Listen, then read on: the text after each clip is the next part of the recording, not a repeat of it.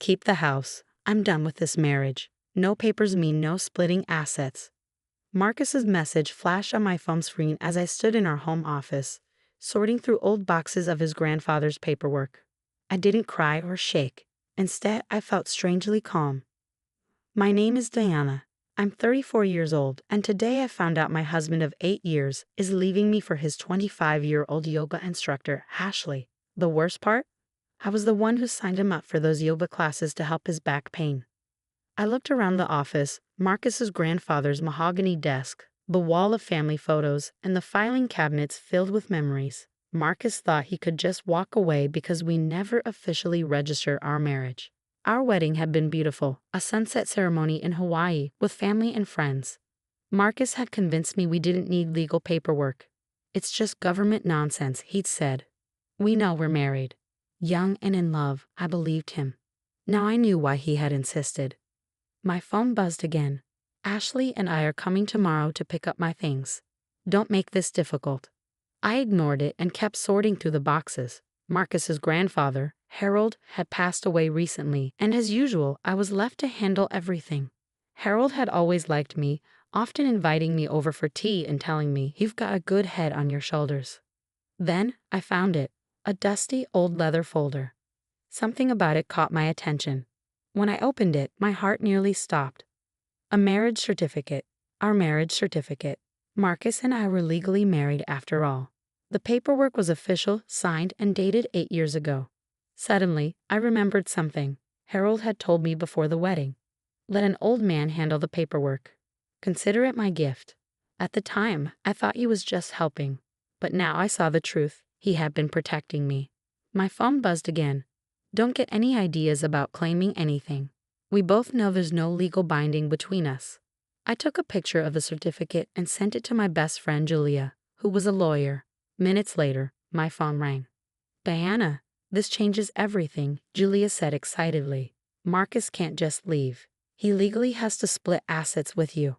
I thought about our house, the vacation property, and all the investments Marcus had put under his name. He thought he could take everything and walk away. He was wrong. "What should I do?" I asked. "Don't tell him yet," Julia advised. "Let me check the legal details first. Then we make our move." The next morning, Marcus walked in with Ashley, both in matching yoga outfits. "Diana, I hope you packed my things." "Let's not make this ugly," he said smugly. I sat at the kitchen counter, calmly sipping my coffee. "Actually, Marcus, we need to talk about the divorce." He laughed. "Divorce? There's nothing to divorce. We never filed the paperwork, remember?" I smiled. "Are you sure about that?" Marcus hesitated. Ashley shifted uncomfortably beside him. "What are you talking about?" he demanded. I took another sip of coffee. "You might want to check with a lawyer before touching anything. It would be a shame to make a mistake." His face turned red.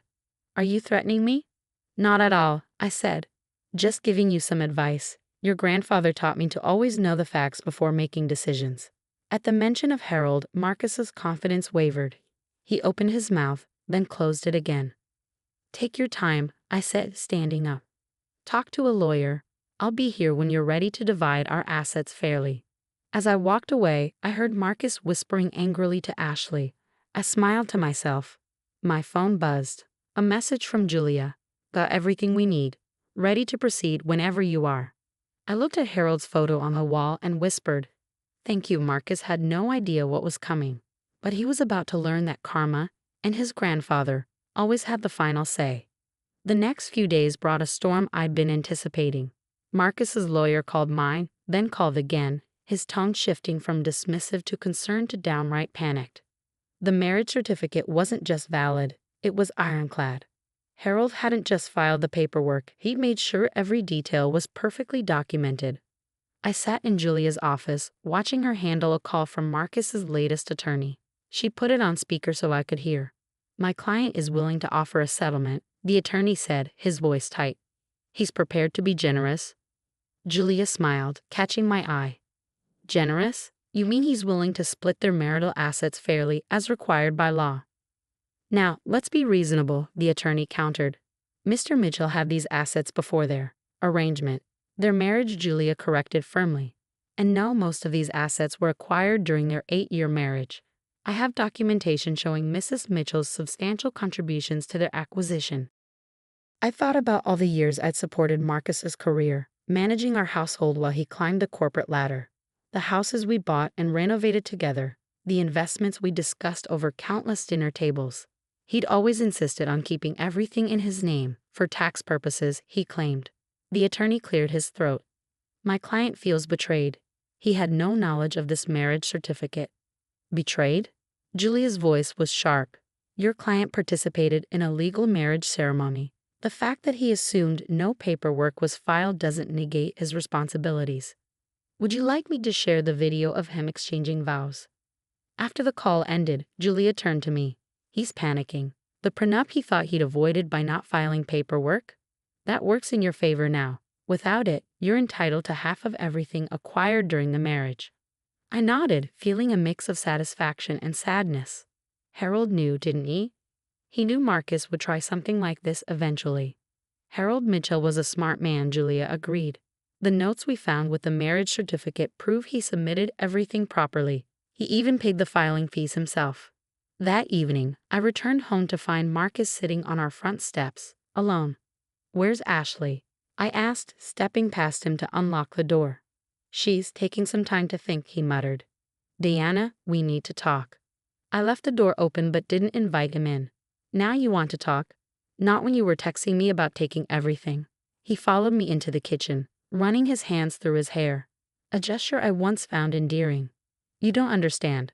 Ashley and I. It's real. This isn't just some fling. No, I said, turning to face him. You don't understand. This isn't about Ashley. This is about you thinking you could discard 8 years of marriage without consequences. I never meant to. To what? To hurt me? To steal everything we built together. To use a technicality to leave me with nothing. His face reddened. Grandpa had no right to file those papers without telling me. He had every right, I countered. He was protecting both of us. He knew what marriage meant. Real marriage, not just playing house until something younger came along. Marcus slumped against the counter. Ashley left, he admitted. When she found out about the legal issues, about having to wait for a divorce, she said she didn't sign up for this drama. I couldn't help but laugh.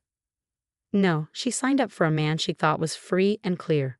Funny how quickly people run when they realize actions have consequences. What do you want? He asked, his voice tired. What I've always wanted. Fairness.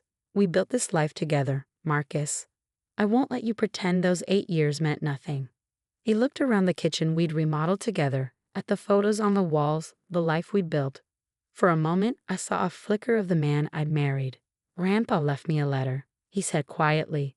In his desk. I found it yesterday. He pulled an envelope from his pocket, hands shaking slightly. He wrote it right after our wedding. Said he filed the papers because he saw how much you loved me, how good you were for me. He wanted to make sure I couldn't ruin it with my fear of commitment. I felt tears prick at my eyes but kept my voice steady. He was a wise man. I was so angry when I found out about the certificate, Marcus continued. But reading his letter, he knew me better than I knew myself. He saw what I might do, what I did do. It doesn't change anything, I said firmly. You still chose to leave, to try to take everything. He nodded, looking more defeated than I'd ever seen him. I know, I thought you should know that Grandpa did it because he loved us both. He wanted me to be better than this. I watched as he walked toward the door, shoulders slumped. At the threshold, he turned back. I'll have my lawyer contact Julia about a fair settlement. No more games. After he left, I sat in Harold's old chair, now placed in my home office. The leather was worn soft with age, carrying the wisdom of years. I pulled out the letter Harold had left for me, found tucked inside the folder with the marriage certificate. Dear Diana, it read, if you're reading this, it means you found the certificate and likely means you need it. I've watched you love my grandson with a patience and grace he doesn't yet deserve. I hope he grows into the man worthy of that love. But if he doesn't, know that I've made sure you're protected. Not just because it's right, but because you're the daughter I never had. Never let anyone convince you that you deserve less than everything you've worked for. I folded the letter carefully, placing it back in its envelope. Tomorrow would bring more negotiations, more legal discussions about dividing assets. But tonight, I felt at peace, protected by the foresight of a man who'd seen clearly what his grandson could not. 6 months after finding Harold's hidden marriage certificate, I stood in the freshly renovated kitchen of my new home. The morning light streamed through the windows, illuminating the space I'd designed exactly as I wanted. Half of the proceeds from selling our old house had given me the freedom to start fresh. Julia sat at my kitchen island, reviewing the final divorce settlement over coffee. "Everything's signed," she said, closing the folder with satisfaction. "The assets have been divided fairly, just as Harold would have wanted." I smiled, thinking of the old man's photograph that now sat on my mantel. He changed everything, didn't he? Not just with the certificate, but with his letters, too. The impact of Harold's letters had rippled beyond just Marcus and me. After our story got out, 3 other women in our social circle discovered their partners had used the same no papers tactic. Harold's foresight had inadvertently helped them too, setting a precedent for challenging these unofficial arrangements. "Have you heard from Marcus?" Julia asked, stirring her coffee. "Ashley left him for her surf instructor in Bali," I said, unable to suppress a small smile. "He's been sending me texts about regret and second chances." And I'm not interested in second chances with someone who only wanted me when he had nothing better lined up. I walked to the window, looking out at my new garden.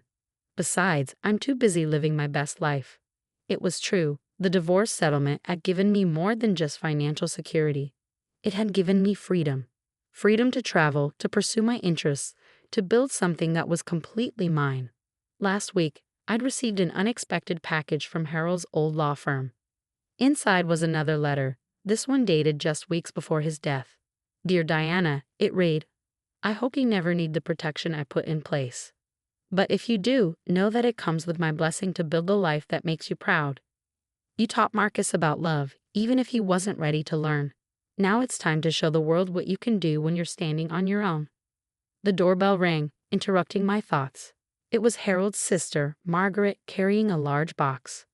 "Found these while cleaning out my attic," she said, setting the box down. "Thought you should have them." Inside were photo albums and documents from Harold's early life. Pictures of him as a young lawyer, fighting for civil rights in the 60s. News clippings about cases he'd won for underdogs. Letters from grateful clients. "He always fought for what was right," Margaret said, her eyes misty.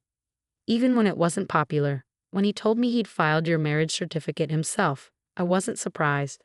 That was Harold, quietly making sure justice would prevail." We spent the afternoon going through the box, Margaret sharing stories about her brother's life. "You know," she said, "he talked about you all the time. Said you reminded him of himself. Someone who saw the best in people but wasn't afraid to stand up when it mattered." That evening after Margaret left, I added some of Harold's photos to my wall. They fit perfectly alongside my new life. A reminder that sometimes the people who impact us most profoundly are the ones who prepare us for battles we don't even know are coming. My phone buzzed with another text from Marcus. "I miss our life together. I was a fool." I didn't respond. Instead, I opened my laptop to finish the book I'd been writing. A guide for women about protecting themselves legally in relationships.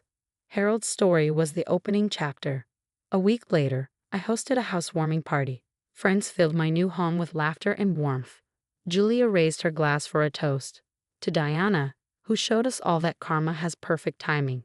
And to Harold Mitchell, who proved that sometimes our greatest allies are watching out for us even when we don't know we need them. As my guests mingled, I slipped away to my study for a quiet moment. Harold's photo seemed to twinkle at me from the wall. I touched the frame gently, thinking of all he'd set in motion with one simple act of love and foresight. "Thank you," I whispered to his image, "not just for the certificate, but for showing me that true family protects each other, even across time." My new life wasn't what I planned when I said my vows 8 years ago on that beach in Hawaii. It was better. It was authentic, built on a foundation of self-respect and gratitude for those who help us find our strength. Harold's last letter sat framed on my desk, its final lines visible in the setting sun. "Remember, dear Diana, sometimes the best legacy we can leave is ensuring that justice finds its way to those who deserve it most. You deserved every protection I could offer, and you deserve every joy that comes your way now." I was finally ready to embrace all that joy and all the adventures yet to come.